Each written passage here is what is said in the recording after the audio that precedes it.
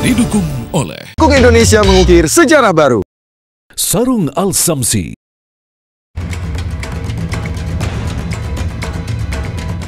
Subdit Jatanras Polda Metro Jaya kembali menangkap 4 orang yang diduga aktor intelektual kasus penculikan dan juga pembunuhan Kepala Cabang Pembantu Bank BUMN Ilham Pradipta.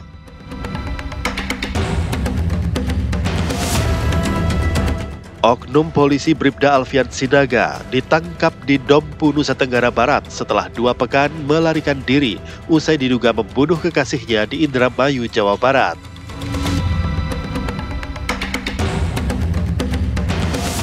Kericuhan terjadi di Yogyakarta seusai laga antara PSIM Yogyakarta melawan Persib Bandung yang berakhir imbang 1-1.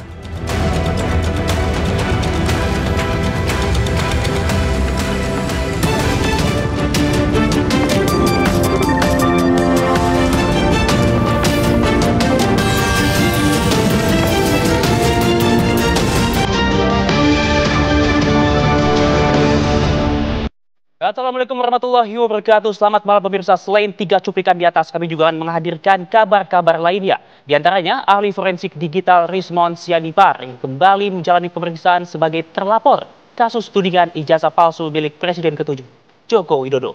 Untuk mengetahui perkembangan informasinya, akan kami hadirkan di kabar utama bersama saya, Haidar Fasal.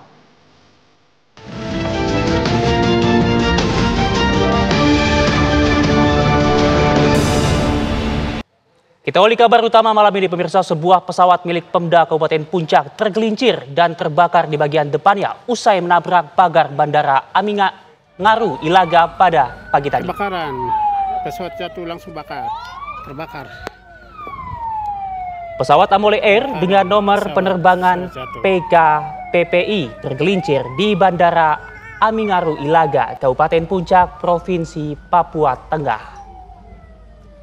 Diduga pemirsa, pesawat yang dipiloti Amianus Wamang tersebut mengalami gangguan fungsi rem saat proses pendaratan. Akibatnya, pesawat pun jatuh di ujung landasan yang kemudian menabrak tembok pembatas hingga terbakar di bagian depannya. Beruntung, tidak ada korban jiwa dalam peristiwa tersebut. Ini kobaran api masih belum bisa dipadamkan.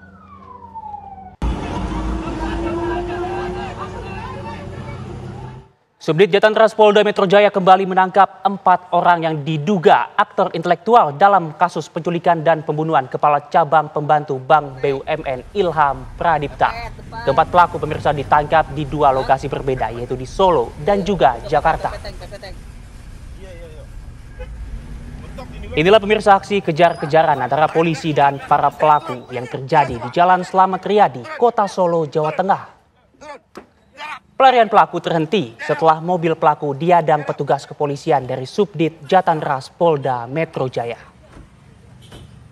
Dalam penangkapan ini pemirsa berhasil diringkus 3 pelaku berinisial DJ, YH, dan juga AA. Tidak butuh waktu lama, polisi juga kembali menangkap seorang pelaku lainnya berinisial C di wilayah Pantai Indah Kapuk, Jakarta Utara. Adapun melalui pesan singkat, Kasubdit Jatanras Polda Metro Jaya, AKBP Abdul Rahim membenarkan peristiwa penangkapan ini.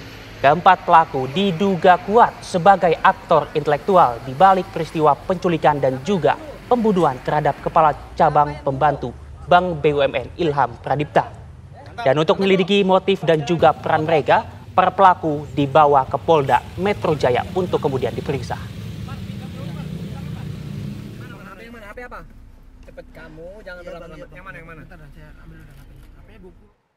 Pemirsa, motif penculikan dan pembunuhan Kepala Kantor Cabang Bank BUMN Muhammad Ilham Pradipta hingga kini masih belum terungkap. Sementara kepolisian sudah menangkap 8 orang di sejumlah tempat berbeda terkait dengan kasus ini. Muhammad Ilham, pemirsa, dilaporkan hilang dan juga ditemukan dalam kondisi tak bernyawa di area persawahan di Kabupaten Bekasi, Jawa Barat pada Kamis 21 Agustus lalu.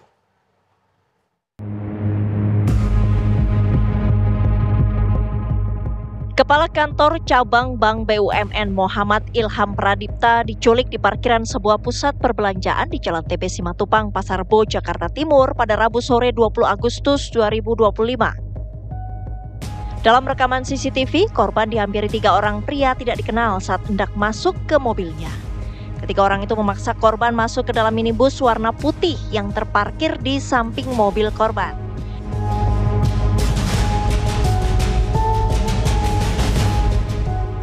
Sehari setelahnya, pada Kamis 21 Agustus 2025, jasad korban ditemukan di area persawahan di Kabupaten Bekasi, Jawa Barat. Pakaian yang dikenakan korban terlihat masih sama seperti saat korban diculik. Kaki dan tangan korban terikat tali serta mata korban tertutup dengan lakban. Jenazah korban pun dibawa ke Rumah Sakit Polri Kramat Jati, Jakarta untuk diautopsi. Berdasarkan hasil pemeriksaan tim forensik, korban diduga meninggal akibat kekurangan oksigen. Selain itu juga ditemukan tanda-tanda kekerasan di tubuh korban. Ditemukan tanda-tanda kekerasan pada bagian luar dan dalam tubuh korban. Bagian dada dan leher. Itu pas sayatan atau pukulan? Benda tumpul. Berarti penyebab kematiannya akibat benda tumpul? Betul. Ada tekanan pada tulang ada tulang leher dan dada yang menyebabkan dia kesulitan bernapas. Sulit bernapas, artinya kekurangan oksigen dong Pak ya? Betul. Untuk asupan ke tubuhnya Pak ya? Kepolisian pun bergerak cepat. 4 orang ditangkap terkait kasus penculikan dan pembunuhan ini.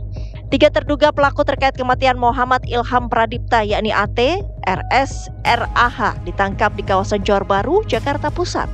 Sementara seorang pelaku berinisial RW ditangkap petugas Subdit Resmob Ditreskrimum Polda Metro setelah mendarat di Bandara Nusa Tenggara Timur. Direktur Utama PT Bank Rakyat Indonesia Persero Heri Gunardi menyatakan jika pihaknya tengah menunggu hasil penyelidikan Polri terkait kematian Muhammad Ilham Pradipta.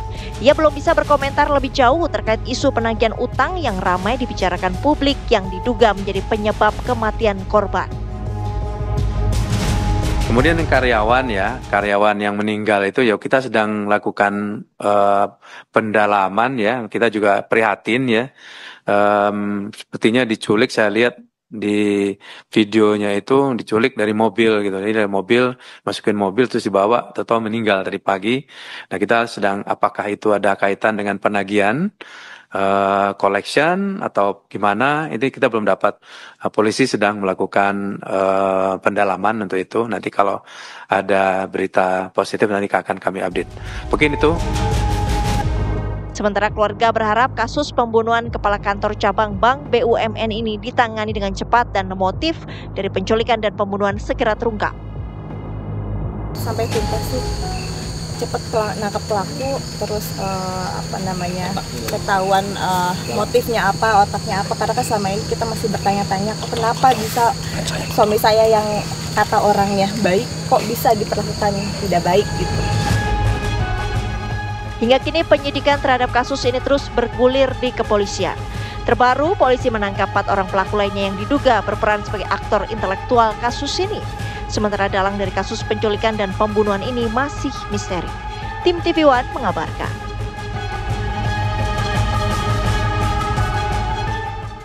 Lantas bagaimana tanggapan keluarga atas kasus yang menimpa Ilham Pradipta? Kami sudah terhubung dengan Pak Widodo Bayuaji, perwakilan dari pihak keluarga.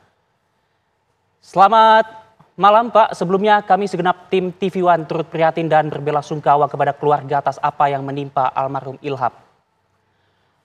Pak Bayu, polisi baru saja menangkap 4 pelaku yang diduga aktor intelektual penculikan dan pembunuhan Ilham. Bagaimana kemudian tanggapan keluarga tentang hal tersebut Pak? Baik, kami sih dari keluarga masih tetap menunggu hasil dari langkah-langkah yang dilakukan oleh pihak kepolisian. Karena tadi kan penangkapan tambah lagi 4 orang itu kan kita masih menunggu peranan masing-masing kalau memang nanti diduga sebagai para pelaku. Itu sih yang kami masih menunggu. Tapi sejauh ini Pak, bagaimana kondisi keluarga? Apalagi setelah mengetahui ada sejumlah pelaku yang sudah ditangkap. Kalau dari pihak keluarga tentunya sangat berterima kasih atas upaya yang dilakukan oleh pihak kepolisian. Dengan cepat dapat menangkap yang diduga para pelaku. Oke, lalu apakah berarti pihak keluarga sudah merasa cukup mendapatkan informasi dan juga transparansi dari pihak kepolisian? Saat ini kami menilai pihak kepolisian sangat terbuka menginformasikan seluruh apa yang sudah dilakukan. Oke, kemudian Pak, sepengetahuan pihak keluarga, apakah korban ini pernah bercerita tentang kejadian-kejadian ganjil yang mungkin terjadi di tempat kerjanya kah? Kalau berkaitan dengan membicarakan berkaitan dengan pekerjaan, almarhum memang tidak pernah membicarakan mengenai hal-hal yang berkaitan dengan pekerjaan itu dengan keluarga ya sebenarnya. Jadi tentunya hal kejadian ini sangat mengagetkan kita semua pada saat terjadi dan dihubungkan dengan apakah akan berkaitan dengan pekerjaannya. Kejadian ini, nah ini kita sangat kaget semuanya karena almarhum tidak pernah bercerita tentang adanya permasalahan di kantor. Tapi sepengetahuan keluarga, apakah antara korban dan juga pelaku ini memiliki keterikatan ataupun hubungan yang diketahui oleh pihak keluarga, Pak? Setahu kami tidak ada hubungan ataupun keterkaitan. Oh, jadi tidak ada ya Pak ya? Keluarga korban juga tidak mengetahui siapa pelaku-pelaku yang memang kemarin ditangkap ya Pak ya? Oke. Tidak. Mungkin Anda juga bisa menjelaskan Pak bagaimana kemudian keseharian almarhum Ilham Pradipta ini, apakah merupakan seorang yang supel ataupun juga memiliki banyak teman atau memang suka menyendiri atau bagaimana Pak? Baik, almarhum ini orang yang sangat juga gemar beraktivitas di organisasi. Orangnya tuh ramah, baik ke semua orang. Itu makanya sesuatu hal yang sangat mengagetkan kami, pihak keluarga gitu ya, sampai bisa ada kejadian seperti ini. Karena hampir tidak pernah kita mendengar almarhum itu memiliki musuh atau sengketa dengan orang tertentu. Oke, kemudian Pak, apa harapan keluarga terhadap proses hukum yang sedang berjalan saat ini Pak?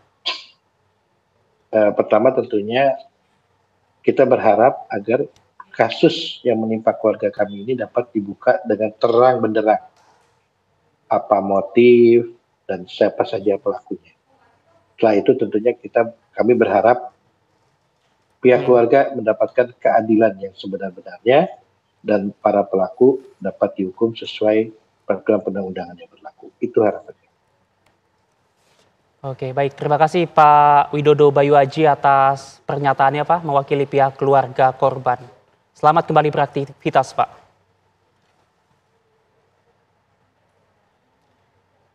Kita ke informasi selanjutnya pemirsa. Komisi Pemberantasan Korupsi atau KPK akan kembali memanggil Ridwan Kamil untuk mengkonfirmasi pernyataan Lisa Mariana terkait aliran dana korupsi BJB yang diterimanya.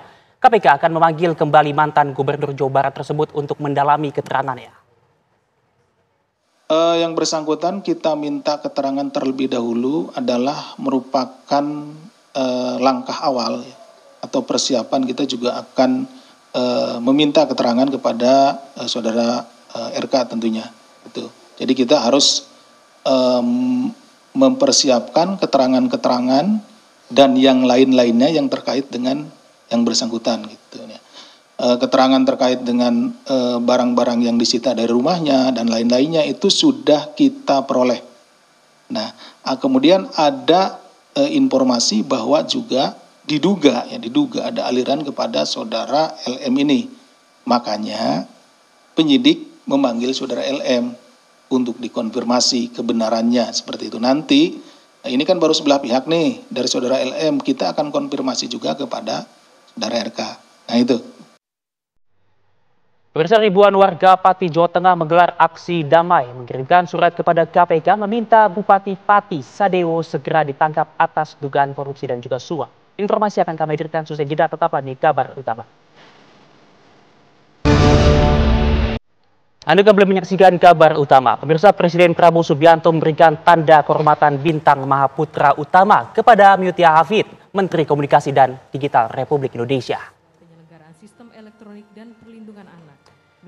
Mutia Hafid menerima bintang Mahaputra atas jasanya telah menjamin anak-anak Indonesia dapat tumbuh dan belajar di ruang digital dengan aman dan terlindungi dari konten negatif, penyalahgunaan data, dan resiko eksploitasi. Tanda kehormatan tahun ini pemirsa diserahkan kepada 141 warga negara Indonesia. Sejumlah nama lainnya adalah Ketua DPR RI Puan Maharani, Ketua MPR RI Ahmad Muzani, dan sejumlah Menteri Kabinet Merah Putih lainnya.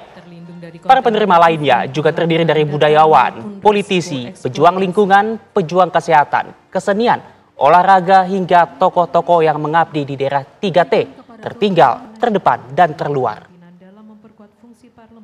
Memperjuangkan peran perempuan dalam politik serta dukungan terhadap kebijakan strategis.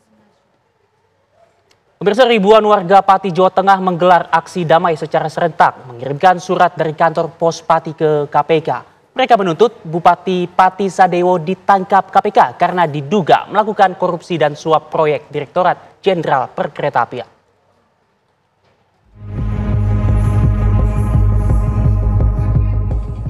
Massa yang tergabung dalam Aliansi Masyarakat Pati Bersatu melakukan long march dari posko penggalangan donasi untuk aksi demo di KPK Jakarta yang berada di depan kantor Bupati Pati menuju kantor Pos Indonesia Pati.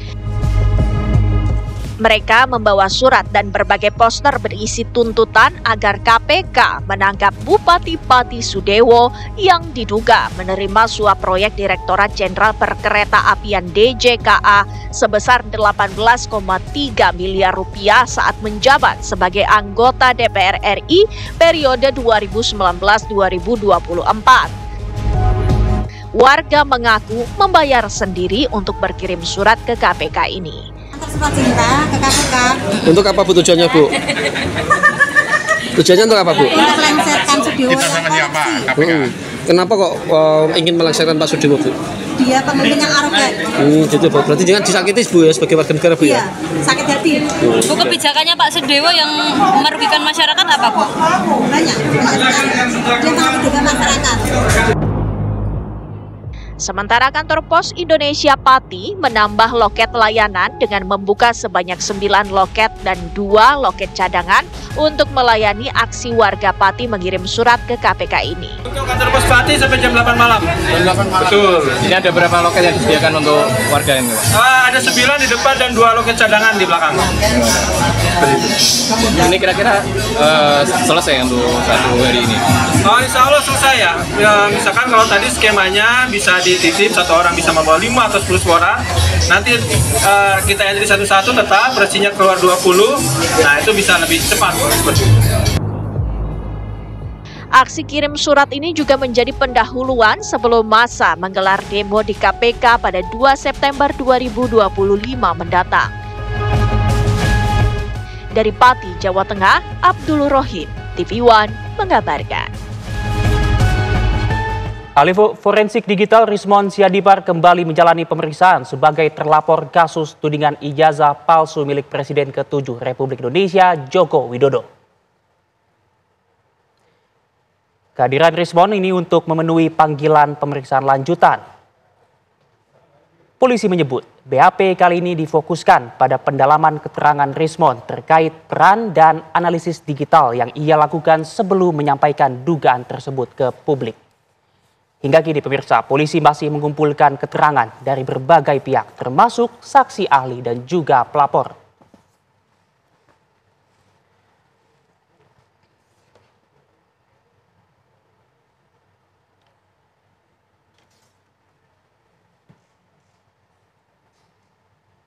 Pemirsa, Ketua Ikatan Dokter Anak Indonesia atau IDAI, Piprim Basarah Yanuarso viral lantaran akun BPJS Kesehatannya di Rumah Sakit Cipto Mangunkusumo, Jakarta telah dibekukan. Hal itu membuat dirinya tak bisa melayani pasien anak pengguna BPJS. Sudah 28 tahun mengabdi di RSCM, tentu saja saya sangat berat hati. Lewat media sosial pribadi, Ketua Ikatan Dokter Anak Indonesia, Piprim Basarah Yanuarso mengatakan akun BPJS Kesehatannya di Rumah Sakit Cipto Mangunkusumo, Jakarta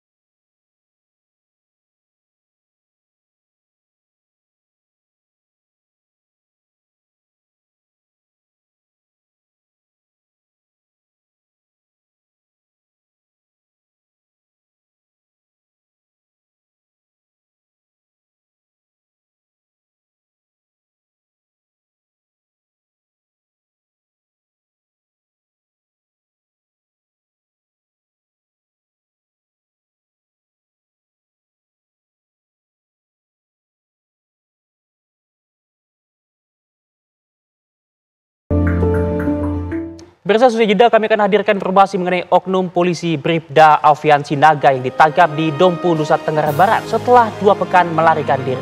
Informasi saat lagi, tetaplah bersama kami di Kabar Utama. Anda masih bersama kami di Kabar Utama. Pemirsa, kericuan diduga antar supporter sepak bola terjadi usai laga PSIM Yogyakarta melawan Persib Bandung yang berakhir imbang 1-1.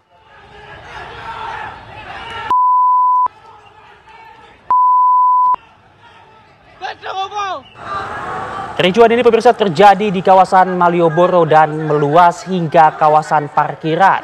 Satu bus supporter tampak dihadang massa hingga tak dapat bergerak.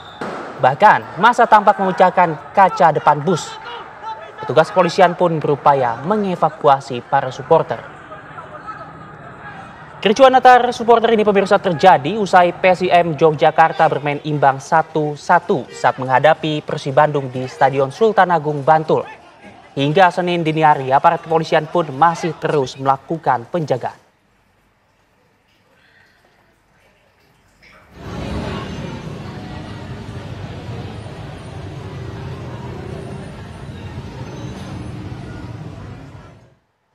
Karnaval dalam rangka memeriahkan HUT RI ke-80 di tingkat desa di Jombang, Jawa Timur berujung ricuh usai antar warga terlibat tawuran. Kericuan terjadi diduga setelah salah satu kontingen peserta yang melalui garis finish bersenggolan saat berjoget dengan peserta lainnya. Warga di lokasi kejadian pun sempat kewalahan melerai pihak yang terlibat ricuh hingga akhirnya petugas keamanan berhasil meredam emosi mereka. Supaya peristiwa tidak berbuntut panjang, kemudian kedua belah pihak didamaikan dalam sebuah pertemuan yang turut dihadiri Kapolsek serta dan Ramil Mojo Agung.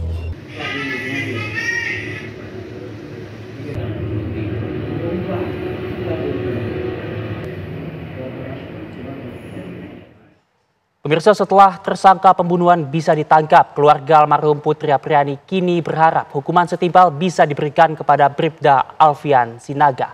Keluarga korban mengecam keras tindakan keji tersangka yang berujung hilangnya nyawa Putri Apriani.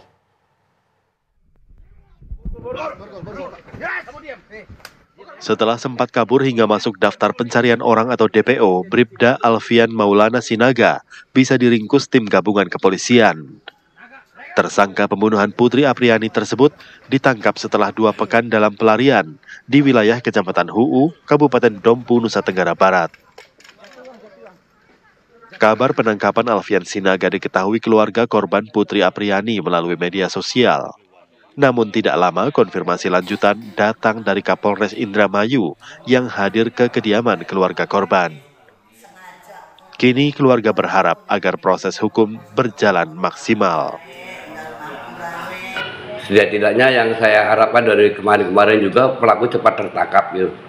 Adapun masalah proses hukum ikuti hukum yang berlaku aja. Dan saya juga berharap pelaku dihukum dengan seberat-beratnya gitu, karena melakukan pembunuhan gitu Pak. Itu aja. Berarti pihak keluarga berharap pelaku dihukum ya? Ya seberat-beratnya gitu, sesuai dengan apa yang dia lakukan gitu.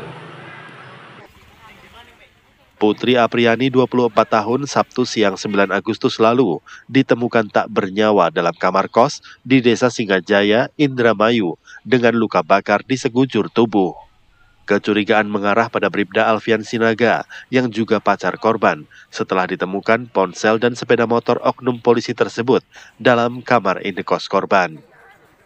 Dari Indramayu, Jawa Barat, Opih Riharjo, TV One mengabarkan. Setelah 2 pekan berselang, tim gabungan kepolisian meringkus Bribda Alfian Maulana Sinaga, tersangka pembunuhan terhadap Putri Apriani. Pelaku yang juga oknum anggota polisi tersebut ditemukan dalam persembunyiannya di Kabupaten Dompu, Nusa Tenggara Barat.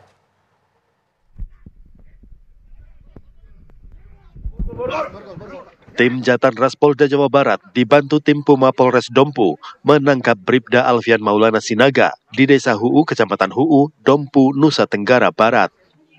Penangkapan berlangsung dramatis di sebuah rumah kayu di tepi jalan raya. Peristiwa tersebut disaksikan oleh sejumlah warga setempat. Tersangka Alfian Sinaga tidak berkutik saat aparat gabungan menyergapnya. Setelah ditangkap, tersangka dibawa ke Mapolres Dompu NTB untuk selanjutnya diterbangkan menuju Mapolda Jawa Barat. Sebelumnya, puluhan keluarga korban Putri Apriyani mendatangi Mapolres Indramayu, Jawa Barat. Mereka menanyakan perkembangan kasus pembunuhan yang menimpa Putri Apriyani. Petugas sudah memeriksa sedikitnya 20 saksi guna mengungkap kasus tersebut. Petugas berjanji akan mengusut tuntas kasus secara transparan. Sampai dengan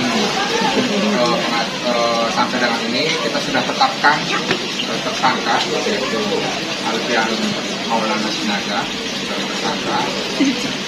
Yang kami sudah periksa sekarang sampai detiknya ada 21 orang, berikut itu HP. Sebelum mendatangi Mapolres Indramayu, keluarga juga melakukan doa bersama dan tabur bunga di lokasi kamar indekos korban. Bahkan orang tua tidak henti-hentinya menangis ketika melihat kondisi kamar kos Putri Apriyani. Keluarga korban mendesak agar pelaku pembunuhan mendapat hukuman yang setimpal. Tim TV One mengabarkan. Sebelumnya pemirsa, 2 pekan yang lalu Putri Apriyani ditemukan tewas dalam kamar indekos di Desa Singgajaya, Kabupaten Indramayu, Jawa Barat. Warga geger karena pada jenazah wanita 24 tahun tersebut terdapat sejumlah luka bakar di sekujur tubuhnya.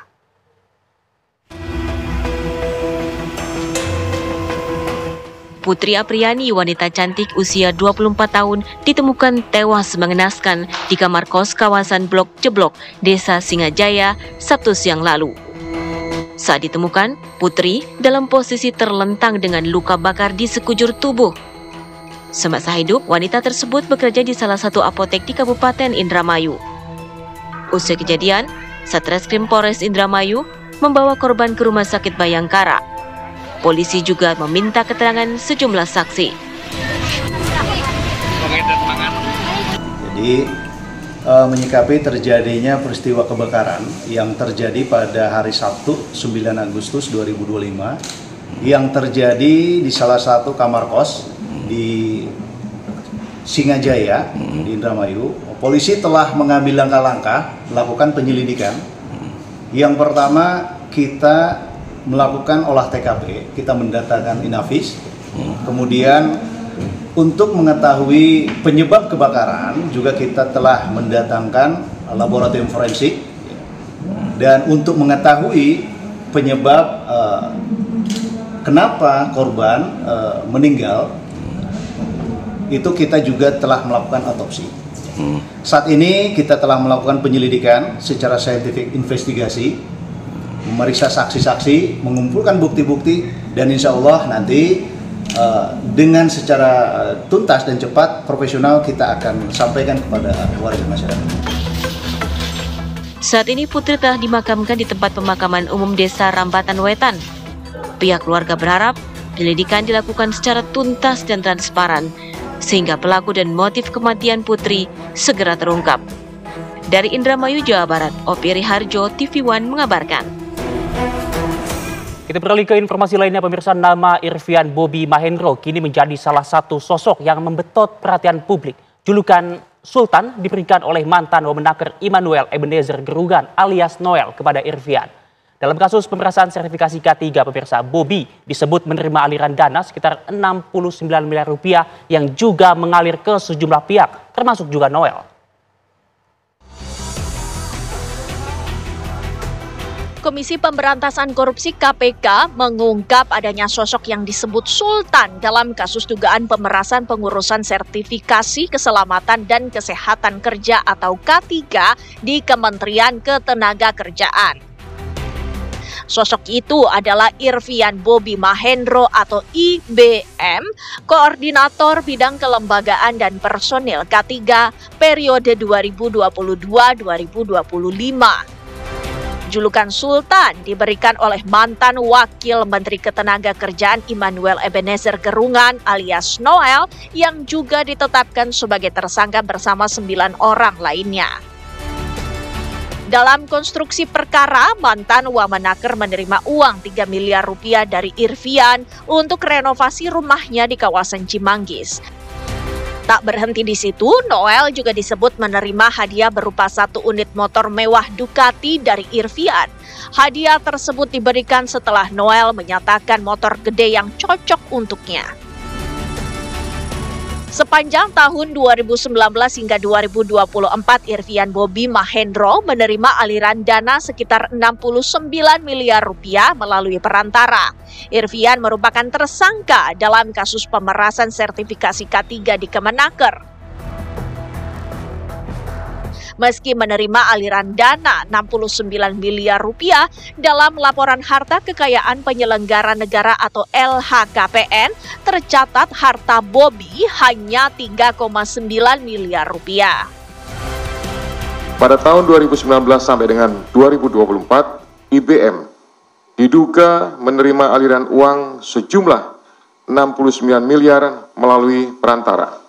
Uang tersebut selanjutnya digunakan untuk belanja, hiburan, DP rumah, setoran tunai kepada GAH, HS, dan beberapa pihak lainnya, serta digunakan untuk pembelian sejumlah aset seperti beberapa unit kendaraan roda 4 hingga penyertaan modal pada 3 perusahaan yang terafiliasi PJK3.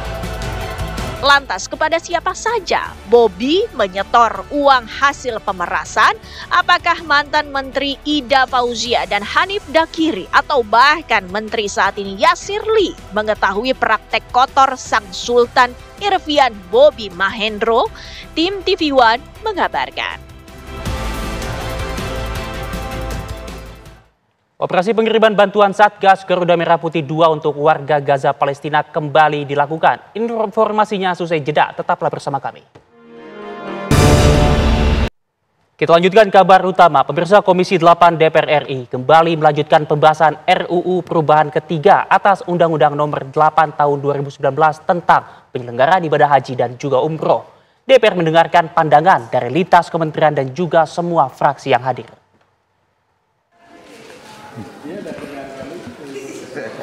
Komisi 8 DPR RI kembali membahas rancangan Undang-Undang Perubahan Ketiga atas Undang-Undang Nomor 8 Tahun 2019 tentang penyelenggaraan ibadah haji dan umroh. DPR melibatkan Menteri Hukum Supratman Andi Aktas, Kementerian Agama, serta Badan Penyelenggara Haji atau BPHJ. Ketua Komisi 8 DPR RI Marwanda Sopang menyatakan bahwa semua fraksi telah satu suara untuk membawa ke tahap final di paripurna mendatang. Tadi sudah diambil keputusan di tingkat 1. Catatan dari pandangan praksi-praksi maupun pemerintah tidak ada. Bulat menerima dan menyetujui untuk dibawa ke pengambilan keputusan berikutnya. Tentu di dalam pembahasan ada perdebatan, tapi semuanya bisa kita selesaikan sehingga di dalam pandangan praksi-praksi tidak lagi ada catatan. Sementara Ketua Panja RUU Haji dan Umroh Singgih Janurat Moko memaparkan sejumlah poin yang dibahas, di antaranya perlunya penataan ulang jumlah petugas haji, hingga kuota haji khusus tetap di angka 8%. Yang kemarin masalah petugas ya Pak ya, petugas haji di daerah yang kemarin biasanya ada tidak diatur, kemarin kita atur, jadi kita batasi untuk pengaturannya jadi 2. Terus yang kedua mungkin masalah kelembagaan, sebenarnya clear juga kemarin, sekarang sudah menjadi dulu Badan Haji, kemarin ditetapkan sudah menjadi kementerian. Poin ketiga masalah yang kemarin agak perdebatan panjang juga, masalah di kuota haji khusus. Nah, kuota haji khusus kemarin kita sudah sepakat tetap seperti semula di 8%, jadi tidak ada frase minimal maupun maksimal 8%. Nantinya hasil pembahasan akan dibawa ke rapat pengambilan keputusan tingkat 2 pada rapat paripurna DPR RI 26 Agustus mendatang. Dari Jakarta, Brilian Syaheran, Tri Nugroho, TV One mengabarkan. Operasi pengiriman bantuan Satgas Garuda Merah Putih 2 untuk warga Gaza Palestina kembali dilakukan.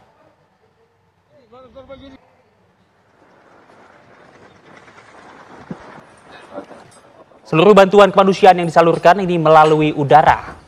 Satgas melakukan 2 sorti penerbangan terbaru dan berhasil menjatuhkan sekitar 10 ton logistik, sehingga total bantuan yang sudah didistribusikan mencapai 71,6 ton. Keberhasilan ini juga didukung kondisi cuaca yang ideal dengan arah angin bertiup dari laut ke darat, membantu payung-payung udara membawa bantuan masuk lebih jauh ke wilayah Gaza. Bantuan dilepaskan pesawat Hercules TNI telah mendarat aman tanpa hambatan dan sudah diterima masyarakat setempat.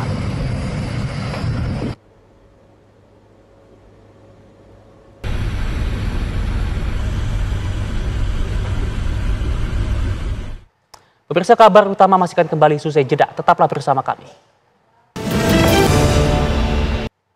Pemirsa, sejumlah berita menarik yang terjadi hari ini sudah kami siapkan untuk Anda dalam kabar berikut ini.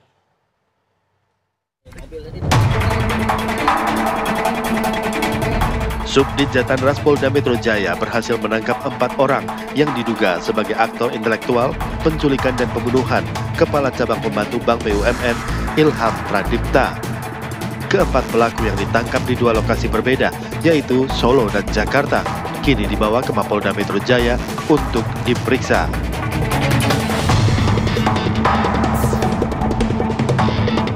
Keluarga almarhumah Putri Apriani mengecam tindakan keji yang dilakukan tersangka Bribda Alfian Maulana Sinaga yang menyebabkan hilangnya nyawa perempuan 24 tahun tersebut 9 Agustus lalu.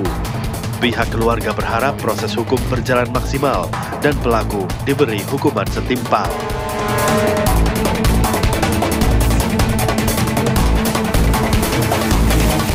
Bentrokan sempat terjadi antara aparat dan sejumlah aliansi masyarakat yang melakukan aksi unjuk rasa di depan gedung DPR RI Senayan, Jakarta. Aparat memukul mundur massa menggunakan water cannon saat para pengunjuk rasa hendak bergerak dari depan gedung DPR menuju belakang gedung untuk menyuarakan aspirasi mereka. Tim TV One mengabarkan.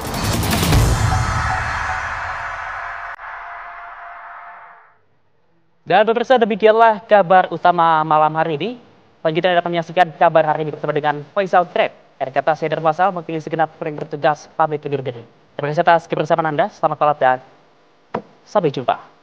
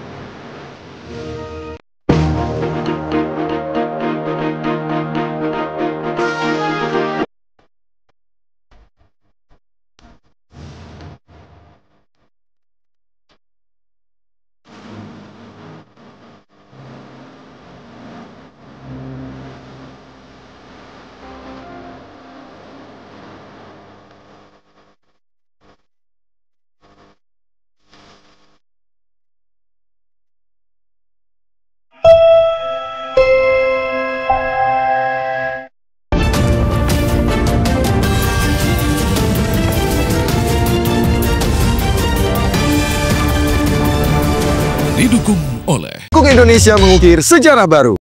Sarung Al Samsi.